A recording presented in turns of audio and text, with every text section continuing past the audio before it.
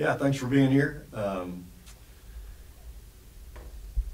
Obviously, disappointing night on Wednesday, and yesterday was a day off, so we'll get back after it today, and you know, start off with film, and then go for there. We've got to get ready for obviously a very talented Baylor team.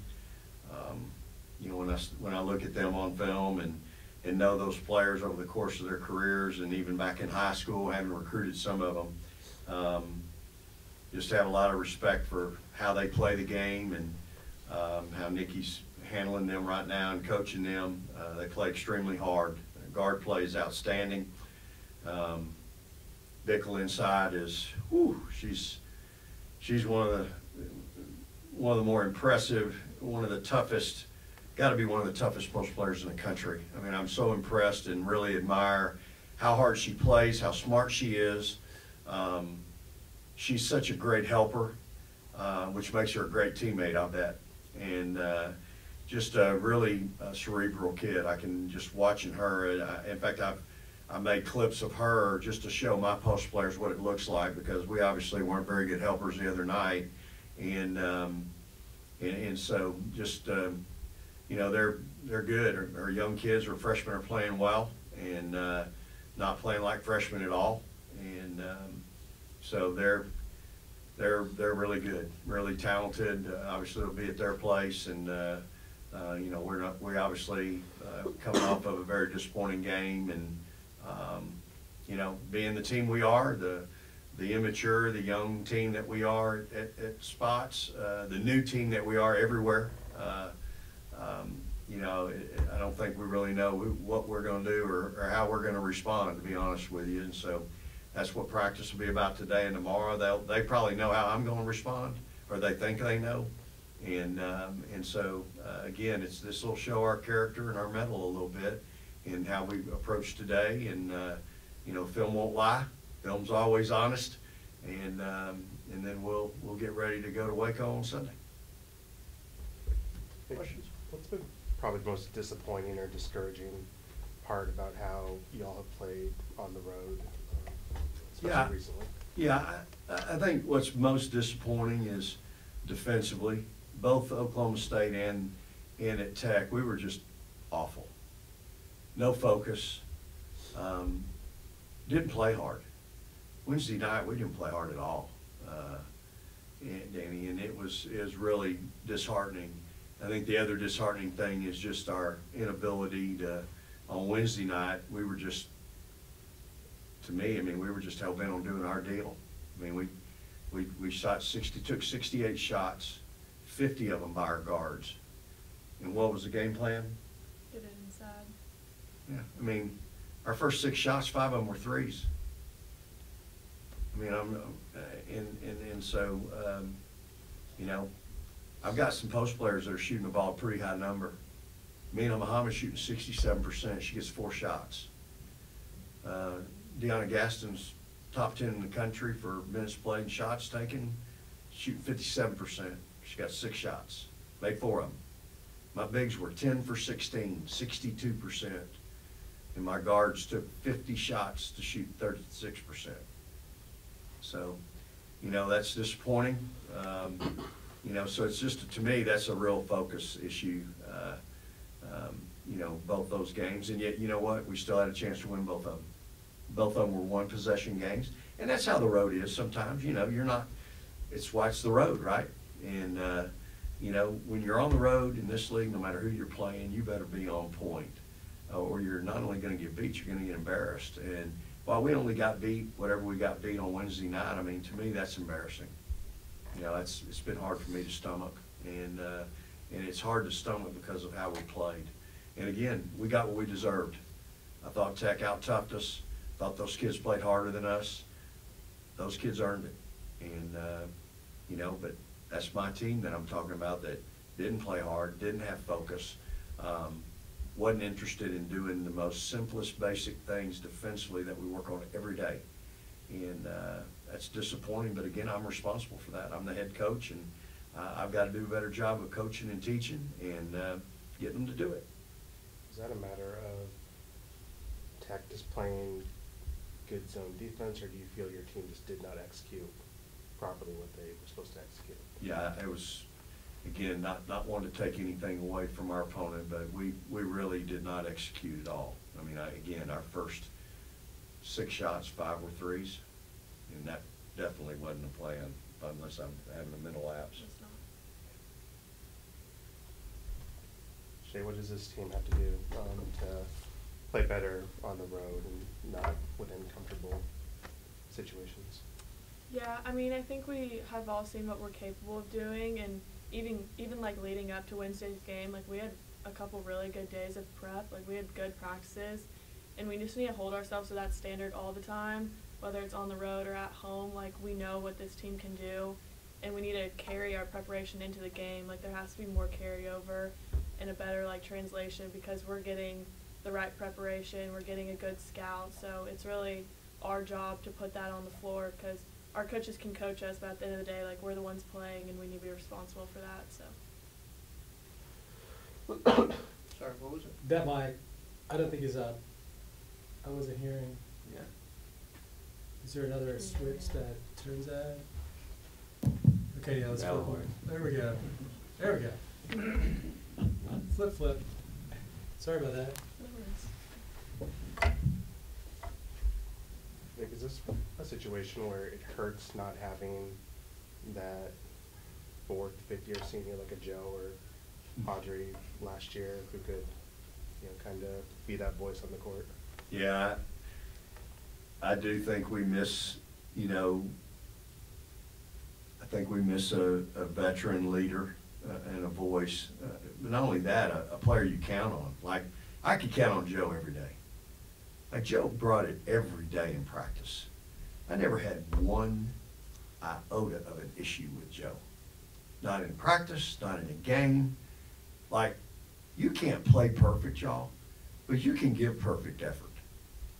That's all I ask of this group. Hey, at the end of the night, if we've given perfect effort, man, I'm going to go bed. I'll go home and I'll be okay. But when we don't give perfect effort, when we don't give half of that, in my mind, man, it's hard for me to stomach it. And, it's just having someone like Joe, the last couple of years, I mean, used to have a real appreciation for her and just the steady nature that she brought to our team, both in productivity as well as preparation, and just how she went about being a pro every day. And so I'd have to agree with you. Yeah, and, you think about it now, I've got one player from the class we inherited. She's right here. I got one player playing from the first recruiting class that we signed that was number 6 in the country. That's Rory. We have 6 new players in this class that we just brought in, of which 2 are freshmen, 4 are transfers. And, we've been without Taylor for an extended period of time. And so we've got a lot of new, so what that equates to is a lot of new players playing a lot of minutes. And, with a couple of them, we didn't even have them this summer. And so, Hattie, even though we had her this summer, couldn't do anything because of her shoulder. Taylor was out. Sonia didn't get here. Shaylee didn't get here. So, we just got a lot of new players. That's not excuses. That's just kind of where we are right now in the scheme of things. And so, but at the end of the day, that has nothing to do with your effort, with how hard you play, how tough you are, your preparation, your physical presence. It's nothing to do with that. And I think that's where my disappointment is, and again, I've got to do a better job. At the end of the day, the buck stops here, and I've got to be better. And Coach, I know when we talked to you at the beginning of the year, you mentioned how at that time you didn't know the identity of the team because of all these new players. Do you think you have an answer yet, or are we still trying to figure out what that identity is with all these new players? Yeah, I think we're still, just when you think you got it figured out, you play 2 really good games here at home, and you go on the road. And I mean, Coach Lovato, when I was talking to her after the game, she's like, Coach, I don't even know what I was looking at out there for the last 2 hours. They're not playing anything like what we've practiced. Like she said, we had 2 great prep days. We had a great shoot around, almost too good. We made everything we looked at. I looked at Coach Lovato like 3 different times in shoot around like, this is the kiss of death. Because we made everything we looked at. And then what do? We go 6 for 24 or 6 for 26 from 3. But in shoot around, we made everything we looked at. And so that's kind of how it usually works sometimes. And so, yeah, I don't think, I'm certainly not comfortable with them. You know, I'll have to get back to having my edge and not allowing myself to be comfortable. And I'll be coaching against the ghost, you know, like I always do. But you know what, that seems to be what works the best. And Shay, since you've been here, you kind of know what Coach Vic wants. And so has there been a struggle of trying to teach the new players about exactly how he wants it? Yeah, I mean, I think it's an interesting dynamic. There's a bunch of new faces, but also just a bunch of girls that aren't from Texas. They don't necessarily understand the rivalries, or like everyone's going to give us their best shot every single night. And if they beat us, they're going to throw water on their head coach. Like, they're going to do all of it. And I think that's just really new to them. And, like, there's going to be a target on our back, and we have to embrace that. And so it's not only, like, a new culture for them and, like, new plays and everything, but it's just, like, understanding that, especially on the road, like, we have to be so on point. Like, and, yeah, we can't play a perfect game, but our effort has to be there. We don't even have a chance because the opponent's going to be coming for us. So I think it's really just understanding that and getting that in everyone's head and getting that right mindset for sure. Shay, whenever that, as you say, effort's not on point, and it starts to happen early in a game, whenever you're out there on the court, how difficult is it to flip that switch and to change, you know, and to raise that level of effort? I mean, clearly it's not as easy as it seems. Yeah, for sure. Definitely in an environment like that too. Like at Tech, there's a bunch of people there. They're all doing horns down. They're all screaming at us. But I think we need to learn how to use that, like, in our favor, and use that as, like, some momentum and some, like, just determination to make the crowd shut up, basically. But it's probably new. I mean, it's new for me. It's new for everyone. Like, yeah, it's definitely hard, especially when our energy's not where it needs to be at to start the game. Like we always say, first 5 minutes. And so when the first 5 minutes don't go as you want them to, yeah, it's definitely difficult to flip the switch for sure. Shay, you guys have another game like that this weekend. Is it almost, I mean, not a good thing, but does it help that you guys went through this on Wednesday, going on the road and dealt with some of that, and now, you know, the Baylor rivalry, and it's going to be a similar atmosphere in Waco? And how do you, as somebody that's been here a while and you know about this, the tradition of this program, kind of help some of those players, you know, maybe get over that and just go play? Yeah, I mean, I definitely hope going through Wednesday night helps for this weekend. You would hope so. But yeah, I think we just really need to focus on ourselves and not necessarily even focus on the crowd or who we're playing, because if we play our basketball, what we're capable of doing, we'll be all right. And so I think we just need to focus on that and getting back to where we need to be, and that starts with practice today and the next day. So. Vic, going off something Shay just said, and this is kind of a bigger picture question, but the whole, you know, mindset that everyone gives Texas their best, you know, to circle the calendar date for these Big 12 teams. You know, going forward, when you all go to the SEC, do you think this program loses that? Do you think that's going to be the same? You guys are going to be received the same way in your new conference? I think in that conference, everybody in women's basketball respects everybody. I think everybody's good,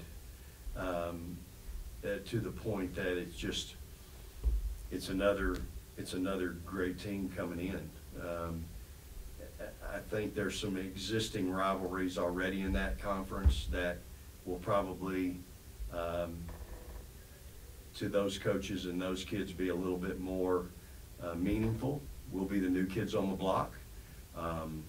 And so I think there's some existing things over there that will already be there, and we'll be the new ones. And certainly I think our program will have everybody's attention and have their attention and respect. But, you know, there's just some things that have existed for a long time in this league that, you know, I knew I was signing up for it.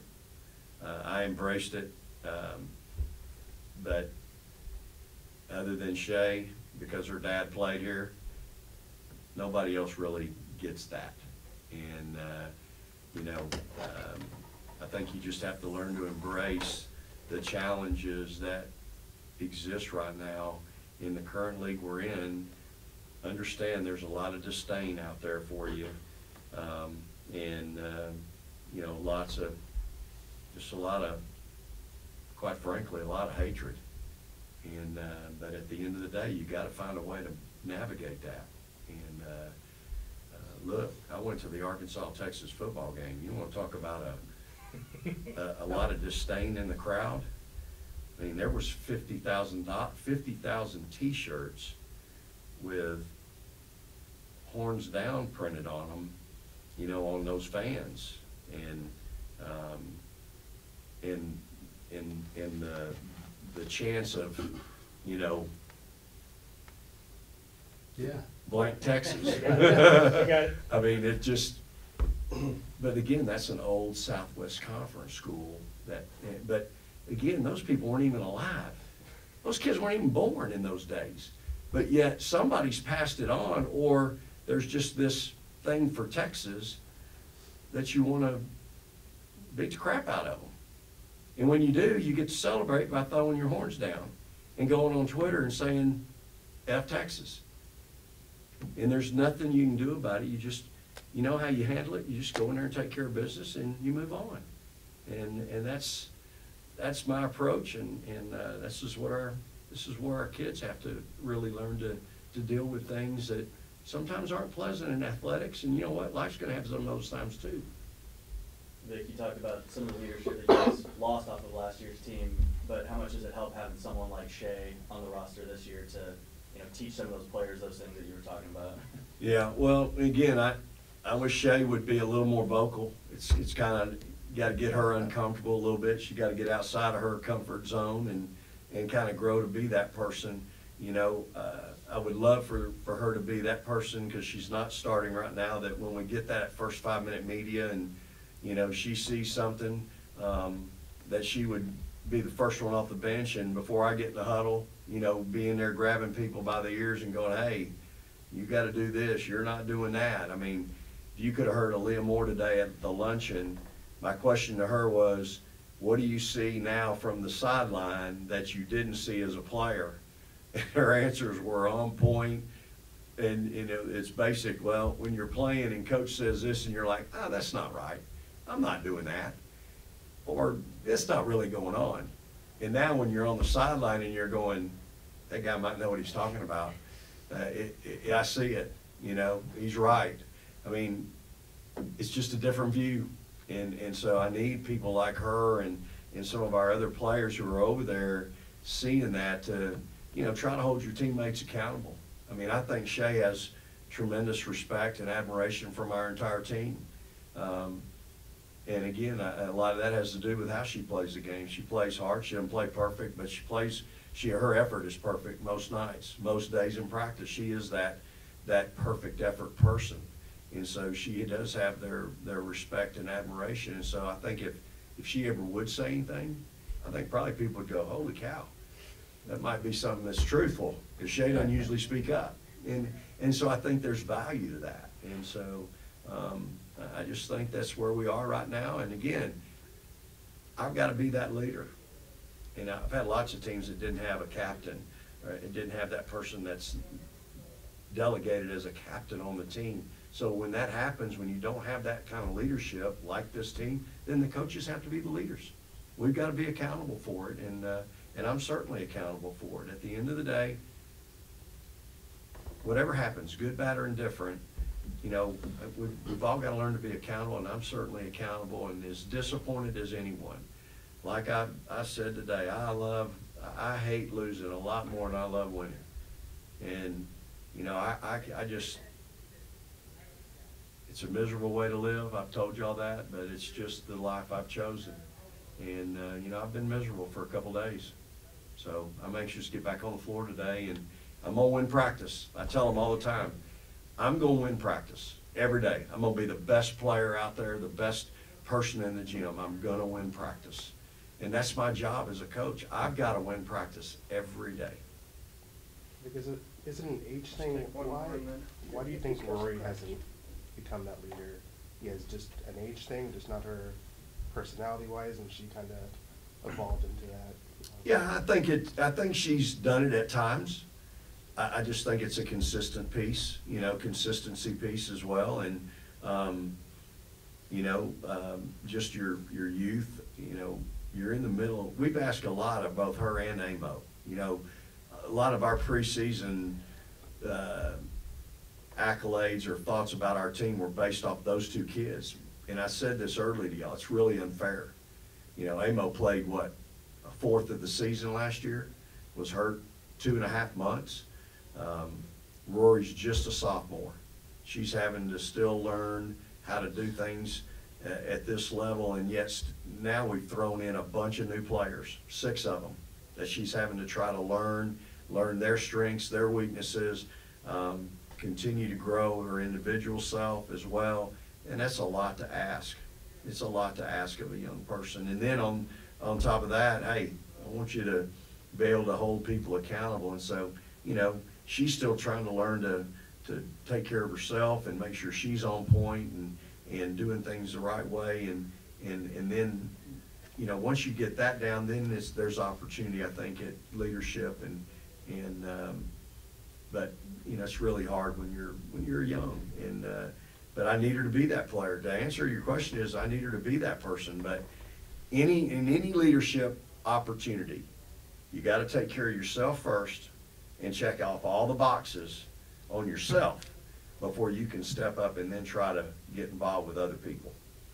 Once you take care of yourself and you hold yourself accountable and you're doing what you need to do individually, then you can step outside that box and get uncomfortable and trying to hold your friends accountable. And I think we're still in that growing stage where all of us are trying to, all of our players are trying to do that. Because I don't think any of our players are at a point right now where we're training correctly every day. We're consistent. We're consistently working hard. We're consistently prepping correctly, all that stuff. I think we're still got some inconsistencies there. Thank you, everyone. Hey, thanks for being here. Thanks. Praise the Lord, New Morning. Thanks, Shay. Appreciate y'all being here.